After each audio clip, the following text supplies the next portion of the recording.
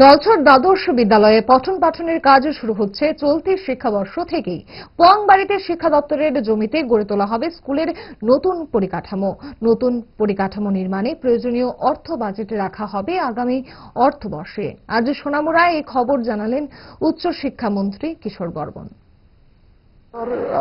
Nalchar class 12 স্কুলে পঠন পাঠন শুরু হবে। পরিকাঠামোর জন্য আমাদের পোয়াংবাড়িতে এডুকেশন ডিপার্টমেন্টেরই একটা বড় জায়গা আছে, আমাদের ডিপার্টমেন্টেরও পছন্দ হয়েছে। তো সেটাতে অলরেডি তার ইনফ্রাস্ট্রাকচার গড়ে তোলার জন্য প্রক্রিয়া শুরু হয়ে গেছে। তো এটা নেক্সট যে আমাদের বাজেট, সম্ভবত নেক্সট বাজেটে এটা আসছে। তার এখন এটার জন্য যা প্রয়োজন অর্থ রাশি তার পরিকল্পনা চলছে। সেই পরিকল্পনা করার পর সেটা নেক্সট বাজেটে আসবে এবং নেক্সট ইয়ার থেকে তার পরিকাঠামো নির্মাণ সেটা শুরু হবে। কিন্তু পঠন পাঠন এই বছর থেকে শুরু হয়ে যাবে। তার জন্য সেখানে অধ্যক্ষ নিয়োগ হয়েছে, ফ্যাকাল্টি নিয়োগ হয়েছে, নন টিচিং স্টাফও ধীরে ধীরে নিয়োগ হচ্ছে।